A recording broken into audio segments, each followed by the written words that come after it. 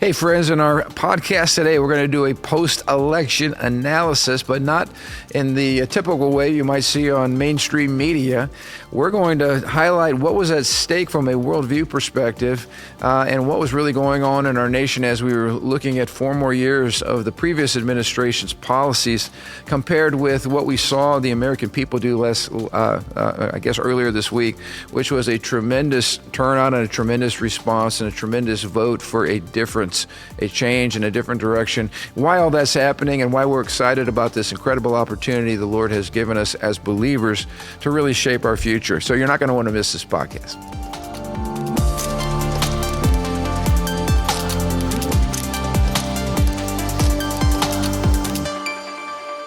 Hey, welcome to the Ron Johnson Discipleship Podcast. Amen. It is a great morning. You guys are catching this on Thursday morning, which is another great morning. It's a great morning after a great morning, but we're recording on Wednesday morning, of course, on the heels of a short night. You were up late as I was watching. I had about 3 hours of sleep last night, 2.5 probably. Of course, it was our national election night, and then I was also up. I was smart. First of all, I didn't get sucked in too late on the election results. I waited until we knew a few things, and then I also did not make the mistake of staying up until something was called, because I did that 4 years ago, right? Mm-hmm. But I did have the early morning, get up and go to the bathroom, deja vu. Yeah. Let's make sure this is not a repeat of the last national election where we all went to bed thinking Donald Trump had the victory in the bag and then was surprised. Yeah. That was a terrible feeling. And so I had that on my mind,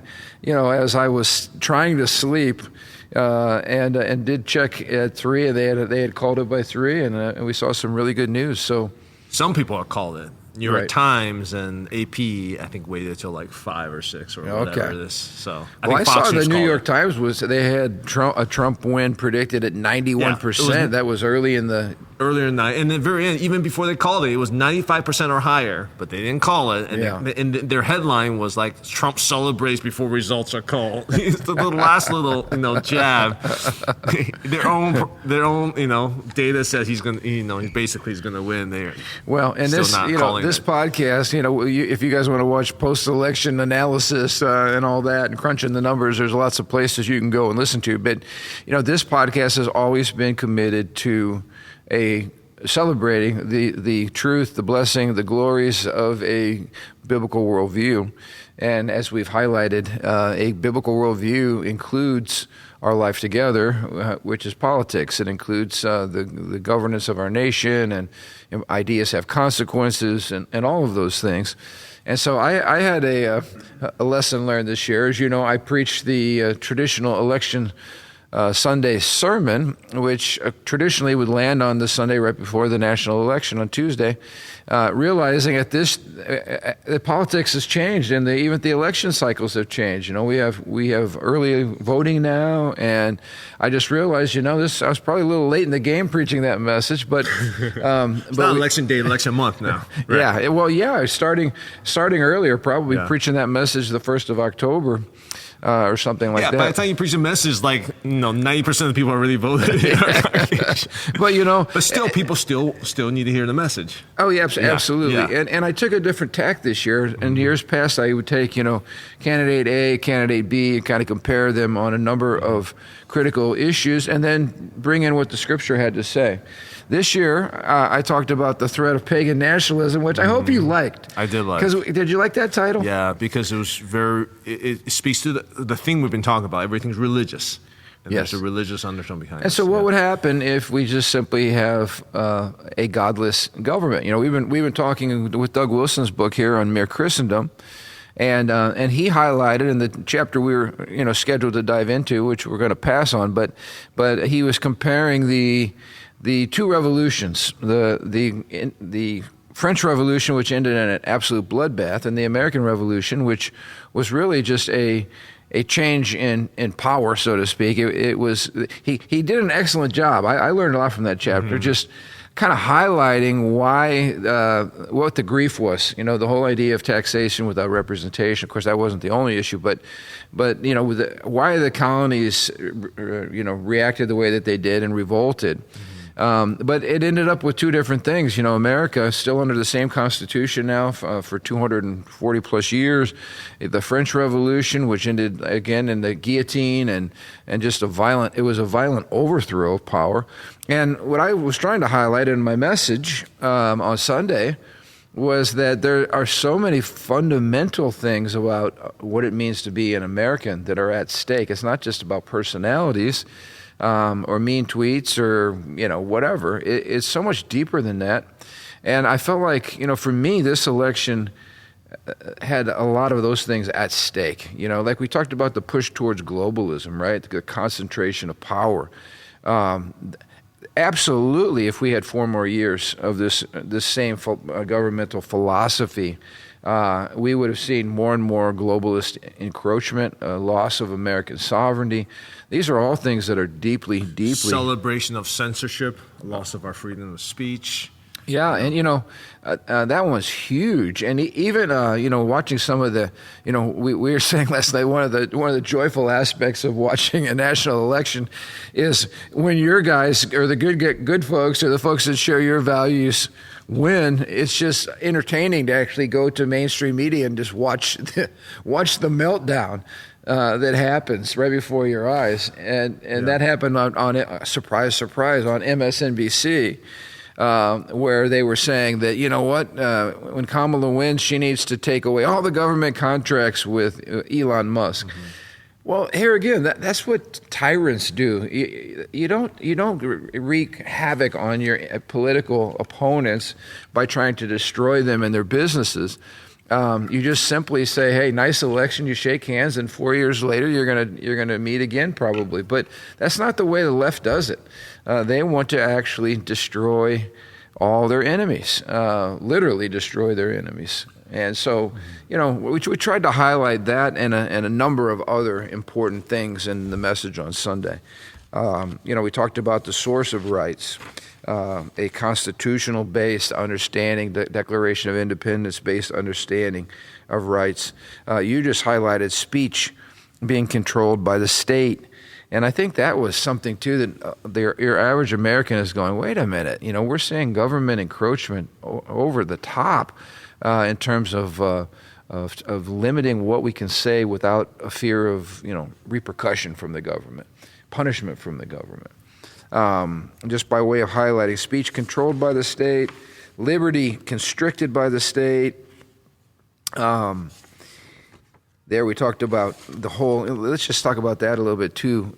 President Trump came out and said that what came back to bite the Democrats was their incredibly woke agenda. And I know part of what he's referring to is just the crazy transgender push that we're seeing to normalize that behavior. And again, I think most Americans are going, wait a minute, we're not trying to be mean to other people or lack tolerance, but this whole agenda, like where it's leading, is in a really dark and un-American place. Where again, you are punished, fined, silenced, deplatformed for simply believing that behavior is not appropriate. So anyway, that was a big one. We didn't get into this one very much, but the whole idea of property being confiscated by the state and all the Democrats on their fair share stuff and driving up corporate tax rates at some of the highest in the world, which makes us completely uncompetitive. Anyway, let's talk about that a little bit. This is a major issue in terms of who controls property. Yes. Who controls the house? Does the government control you, or do you control the government? Right. And a democracy, a democratic republic, says the government should be controlled by us. We are their boss, right? So I don't know if you heard about the squirrel pet incidents in New York. I'm not a big squirrel fan, but by any means. Yeah, but you're a pet person. Absolutely, and you have amazing dogs, yeah. And you not to interrupt you, but talk about that, because some of our listeners might not know about that. But I'm fired up about that. I want you to share about, because you're normally not like a huge rodent person, but this is not about that. This is about human rights. It's not about squirrels. It's not about raccoons. Yeah. It is about the over-the-top power of government to come to this couple's house, because some neighbor complained. It was like someone who from a different state, I think, complained or whatever because they saw him on social media. Yeah, because the squirrel, it's crazy. the cutest little squirrel. Yeah. And it's a social media phenom. They feed it, and the squirrel's smart and hops around. And again, the squirrel's not hurting anybody. But they complain, this lady complains, and the next thing you know, imagine you got government officials, law enforcement officials showing up at your house unannounced to announce that they're going to confiscate your pets and euthanize them, kill them. And I'm thinking, what? You're in a state, it was New York, right? Yeah, it was New York. You got all kinds of problems. You got all kinds of illegals that you've shipped in that are overtaken. You got violent crime. And you got the government coming in to kill your pet squirrel. Are you absolutely nuts? They questioned his wife on her immigration status for like a long time. They got a warrant from a judge. I mean, it was just a dedication of resource to this, to terrorize this. They got a warrant from a judge to go kill somebody's pet squirrel. I don't know what, maybe it's I don't know what the exactly, what I can fact check. Again, it's not the squirrel, and it's not the raccoon, and it's not these people in particular. This is symptomatic. This is such a picture of the kind of heavy-handed, over-the-top governmental encroachment, weaponized state. It's saying, it's a statement saying government controls you. You are a subject to the government. And last time I checked, we don't have a king here in the United States of America, right? We have one king. His name's Jesus. It's not the government. So I think this really fired a ton of people up because they see themselves in these roles, right? Oh, absolutely. Like these are normal law-abiding people just enjoying their pet squirrel. And like I say, when government has the time to focus resources on that, you guys have a lack of priority. You're out of touch. And I think that's what gets me about even the legacy media, just how out of touch you are with the average American. Just crazy. And instead of having a humble posture, like if I'm out of touch and I'm realizing it, like, okay, wow, the world is not as I see it. Maybe I need to pause and go talk to some folks, and instead of calling them garbage, instead of calling them deplorables, instead of basically identifying over half of America, right, as these terrible names, why don't you humble yourself and maybe learn something from them and get your perspective enlarged, because no one's listening to you anymore. That was the other thing that I thought during this cycle was interesting, was when Bezos basically for the first time the newspaper which he purchased did not take a political stand on who they were endorsing, and all the journalists just went crazy. They're having an emotional breakdown. And he said this, hey, we have lost our integrity and our reputation with the larger public, and maybe we need to pause and go, you know what? Where did we lose it, and how do we get it back, right? Like that's a good business solution, right? If you're nobody's buying your product, maybe you have a lousy product, and maybe you should ask the customers why they're not buying your product. Right. Let's not blame your customers because they don't like your food. Exactly. Our food is the best. How dare you not eat this? You're not going to get a lot of customers that way. No, and everybody's in the corner puking, and nobody's buying it. It's like, hello, maybe you guys need to smell the coffee. But let's talk a little bit about this, because I thought it was funny when the media pundits on the left are trying to figure out how in the world their beloved candidate lost. It's not because she is, and let's just talk in terms of just skill set, all right? She cannot simply get up and just talk about what she believes. Everything has to be scripted. In fact, I don't know if she has personal beliefs. I think everything in this race about her was written by somebody else. And if it wasn't on the screen or she couldn't read it, she didn't know what to say. It was word salad after word salad. So she was not a good candidate. She went from being the lowest rated vice presidential candidate or actual vice president in the history to being all of a sudden the darling of the media. We had this is another thing that's interesting is all the Diddy stuff, right? All the sexual trafficking and perversion and all the Hollywood folks and media elite that were part of that. I think they're freaking out. I've never seen Oprah so political in her life. in terms of coming out and talking about politics and endorsing. And this was right down the road. It makes me wonder, what kind of dirt do they have on these people? What kind of pictures? What kind of proof? And I hope that we get justice finally between the Epstein, flight list. The flight list. I mean, there's so much sexual perversion that these folks are covering up. It's interesting. But anyway, I say all that we were talking about why she lost, and this was interesting. The latest one I heard was the media talked too much about inflation. So because the media talked about inflation, it kind of it was a bad rap for Harris in the last days. It's like the average person again has been trying to live with a crazy high inflation, which is stealing money from buying power from us. And this party continues to do things that just drive inflation up. You can't keep printing money. You can't keep throwing it into the economy, hoping that somehow it's going to stimulate an economic, renaissance. All you're doing is driving up prices, and it's the average American. I don't care whether you're Democrat or Republican. You're hurting. I mean, you just do not have the money that you used to have to pay for basic things. Not even talking about luxury things. I don't even know if you realized. I think last Friday a job report came out, a horrific job report. Yep. That was like 10% of whatever is expected.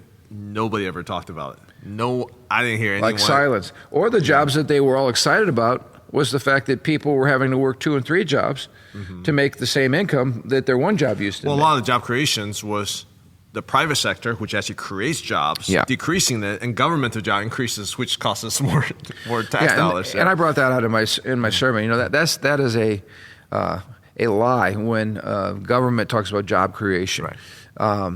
Government's best thing to do, as we know, is to get out of the way. You create an even playing field. You make sure people aren't cheating, and then you get out of the way, and you let normal, bright, hungry, investing people who have a dream. You let those people loose, like Elon Musk. And what do? They create, and not only do they get richer and wealthy because of what they create, but their creations serve people, and so everybody gets. The ship rises, That is absolutely true. The Democrats hate that whole idea, but it is absolutely true. Well, that's where the free economy, the marketplace allows that. In government, you can hide. You have taxpayers dollars coming, whether you do well or not. Absolutely. Whereas in the marketplace, like Elon Musk, you don't produce, you don't do well. I mean, you can't move on. This is where Jeff Bezos, a business guy, was basically like, they're probably losing. I don't know their P&L. I'm guessing they're losing money every year at Washington Post. Amazon's basically propping up Washington Post. That's my guess. And at one point he's just like, you know what? Is this making sense? Well, this is so good.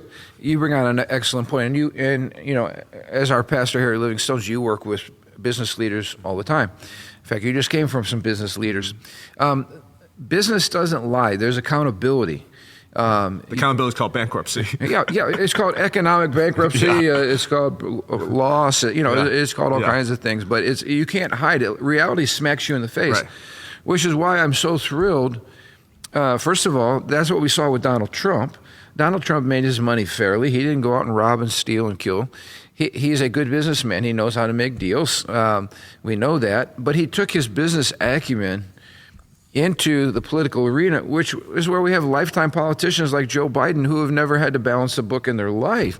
And all of a sudden, we get a guy like Donald Trump that came in, and he turned everything around. And even today, you look at the vote of confidence, right, in the economy. S&P was up, and we saw that last time Trump was elected because Trump knows how economies work. Kamala Harris does not have a clue about how economies work. In fact, some of the things she was putting forward were just Marxist failed ideas on price controls and things like this.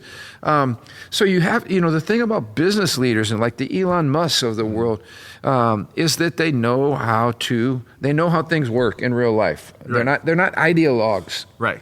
So this is a very interesting point because your belief in God, which then leads to your belief in government, your ideology in government, then affects your policy. So in other words, if you believe in God, that there is a God who holds accountable and created us, and man, and government is not an end all. You don't put your worship in government. You recognize the best thing the government can do for the economy is to get out of his way and let innovation free us up for innovation. And don't over-regulate it to death either, which is another problem. Keep a fair, you need to make sure that the playing ground's fair. But you get out of the way, your hope is not in the government, right? When your hope is in the government, you're saying, you know what, we're gonna regulate everything's gonna go through the bureaucracy. Whereas if you understand that the government is there to support and to to be the referee. To be a referee. They don't play the game. They don't play a game. That's a great analogy. If you understand that, and I would argue that's a biblical perspective on government and free market, absolutely, then the nation thrive, because now you let people, the business guys I know who says, you know what, I don't need government assistance. I got the means to solve problems. I got the means to create jobs. I got the means to create infrastructure. I just need you to get off my back. And what we saw, for instance, during COVID with big government solutions is we saw the big boxes getting special favoritism.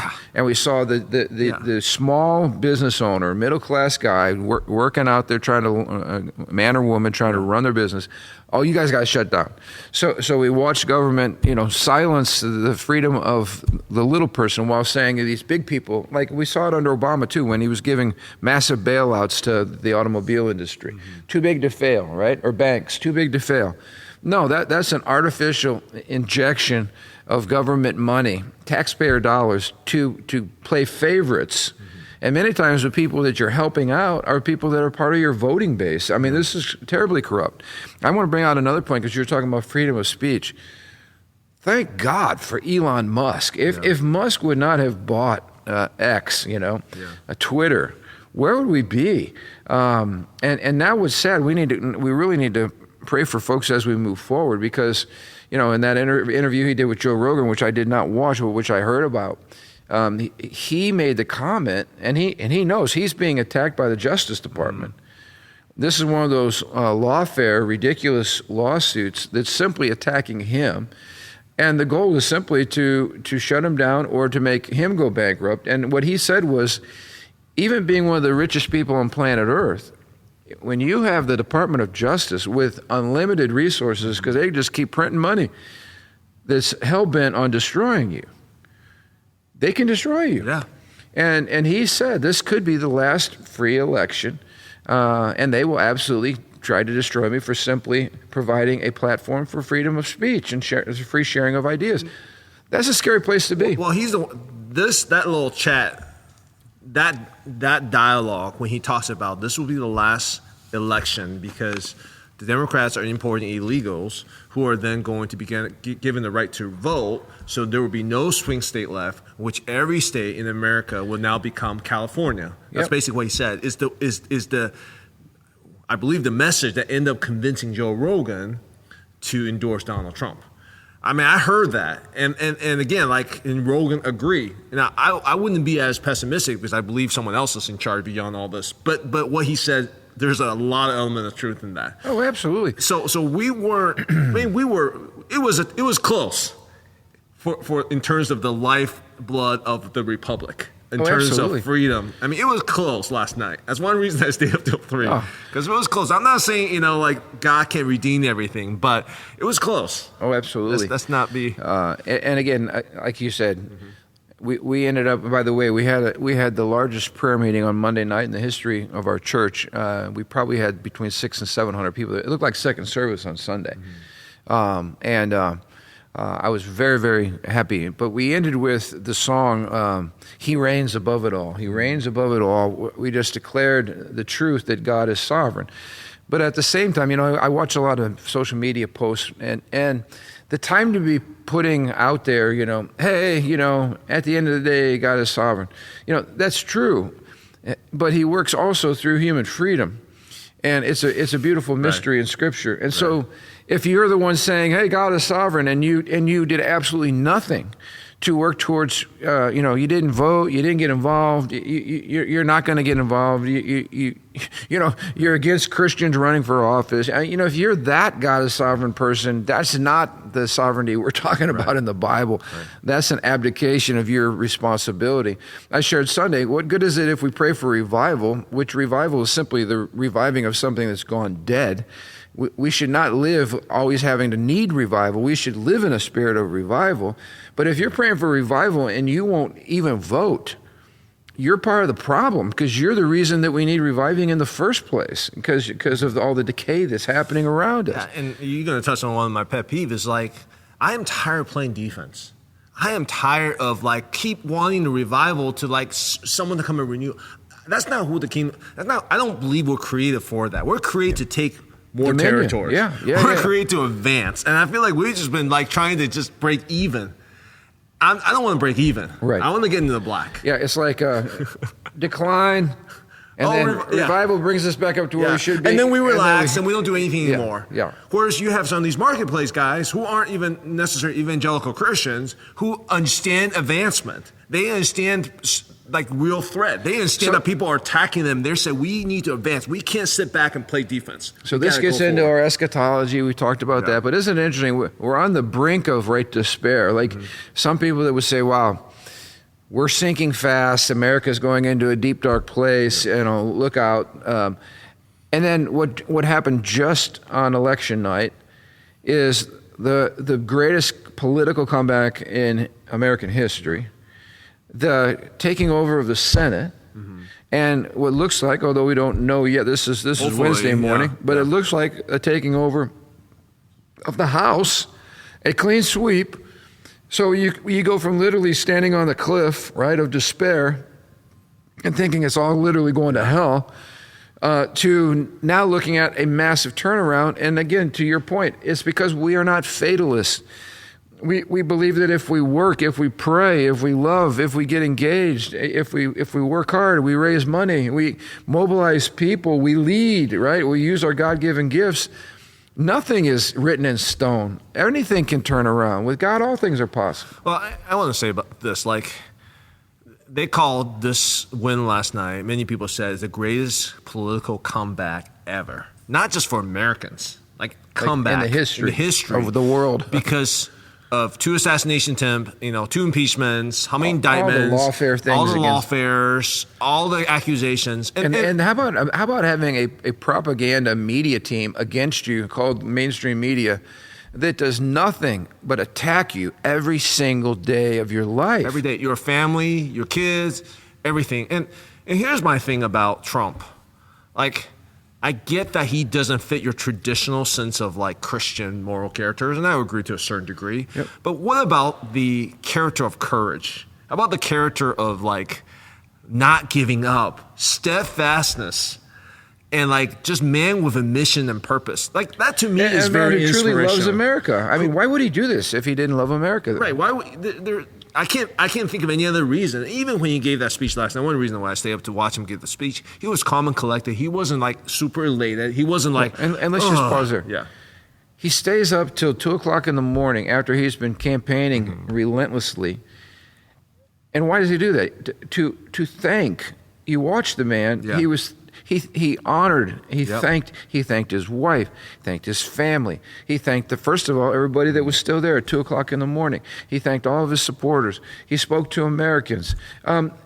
Kamala Harris pulled a Hillary Clinton. Yeah. She didn't even show up. There's all these people sitting there who have worked their tail end off for you. Yeah. But at the end of the day, it's still all about you. And she doesn't even have the courtesy to show up and to say to everybody that's been sitting there for hours, hey, thank you guys. I know this is a disappointing result, but thank you. And hey, let's keep moving the vision forward. No, none of that. She doesn't even bother to show up, just like when Hillary had her collapse, It says something to me about character at the deeper level. And it says, who's this race really about? Is it really about moving us forward, or is it about moving my political agenda forward? Only God knows. But I think that's a bad show when you don't bother to show up. I'm just very thankful that when Trump spoke, he kept it under 30 minutes. Yeah. I was like, am I here for another 2 hours? Because it's 3:00 in the morning. I think even the man with unstopping energy for his age and everything, it's unbelievable. I think he did like 4 rallies the last day of the campaign or something like that. I couldn't imagine. Well, the previous night he was up to 2 in the morning. Yeah, and he's 78 years old. Yeah, I don't get it. This guy is stamina. Unless I just don't get that. I know we only got a few more minutes in this podcast, but so anyway, I think some of the big issues we were fighting for, parental rights, and what was the other one I was talking about here? One more thing. sex and marriage and family and all of that. I think that's a big question mark. We know, generally speaking, where Republicans as a whole stand. I do hope that we learn from Florida. Let's talk about that. First of all, way to go, Hoosiers. So proud that the first state to declare Donald Trump was Indiana. Yay! I'm proud to be a Hoosier. But the second news right out of the gate cannot be overshadowed. Mm-hmm. Ron DeSantis took on this whole push from the left, millions and millions of dollars of dark money that went into that state to constitutionalize the right to abortion, to make it a constitutional fixture. And that was defeated. But it was defeated, and this is important, it was defeated not because Republicans tried to shy away from it or pretend like it's not an issue. It was defeated because you saw a governor with a clear moral compass clearly talk about what this bill was, why it was wrong, why it was bad, and why people needed to vote against it, why it was not good for women, not good for children, not good for men, and not good for Floridians or Americans. He provided a strong leadership from his governor's office. In fact, so strong that Joy Reid on MSNBC called him like a fascist dictator. When you call somebody a fascist for protecting the unborn, you're doing the right thing. That's a compliment. But he took a state that was a swing state only a few years ago and turned it. He barely won that election himself. Yeah, turned it into a strong conservative state. And what you're seeing is people are moving into that state like crazy. Businesses are moving to Florida to do business. Yeah, and they messed up the electoral college when they did the census. Florida should have a few more votes because so many people are. Wow. Ben Shapiro talked about it. Anyway, that's a different story. Yeah. So anyway, I just hats off to Ron DeSantis. Great job. Even a liberal state like California, which I didn't see some of the results that I wanted to see, but they had that source-backed DA and all that policy on soft on crime, lowered the threshold for misdemeanor and all that kind of stuff. And they saw crime just explode. So many businesses leaving that state because they can't afford to do business there. They're getting robbed blind. Even a liberally controlled state like California rolled back that policy, which shows you, at the end of the day, people really don't like watching all their stores be looted, and business owners really don't particularly like that business environment when people can come in and rob you silly and it doesn't matter. Yeah. So anyway, that was really cool. Trump, of course, wins the popular vote pretty handily, which is, and again, another exclamation point of the win. Strong, as he said, this is a strong mandate for change. And I like what he said, too. It's a chance to begin the healing process in our country. If the media and the left will cooperate with the healing. They're the ones that are throwing all the gas on the fire nonstop. I don't know it's going to be that easy. You're skeptical, I'm huh? skeptical of that, yes. Well, and I'm with you. There's a religious fervor, and I know religion very well. It's very difficult to change people's minds. Yeah. When there's a religious, and I want to say this on behalf of the pastors too. There's going to be a lot of reason why people will attribute success, and I'm sure there are lots of reasons. It was a group effort, right? But many times, and I've been one of the biggest ones trumpeting this, the pulpit's been at a failure because we don't talk about these issues, we don't take a stand, we don't get involved, et cetera, et cetera. I saw more things, because a lot of times people will send stuff to me, like, hey, pastor, did you check out this pastor from Virginia, this pastor from where? And I saw more clips this year of pastors, some more famous, but many who, I don't even know who they were, getting involved. It seems like there's an awakening in the church. It seems like there's an awakening in the pulpit. And that really is the key for healing America. It's going to start in the pulpits and in the churches in America, not at the White House. But I think people are more emboldened. I think the whole, we went through a long cycle in which everything we say is curated by big media and we're going to offend people. I think Trump has helped encourage that. I'm not all for his crudeness, right. But I think there is a pushback against that. Everything you say offend people, so you can't say nothing. I think pastors got sucked into that. I think because of the popularity of Trump and some people he surrounds himself with, and just kind of even Elon Musk buying X, there is a liberation. You know, and you could argue that, you know, if we really serve the Lord, we should be liberated in the first place. That's just not the reality. Many people are still under that influence. You know? It's interesting. Trump got a bully moniker put on him. Mm-hmm. But for any of us that have been watching ourselves get bullied with our lack of free speech, lack of liberty, all this kind of stuff, the media, one-sided media, Trump was he was doing what I told my son to do one time when he was getting picked on.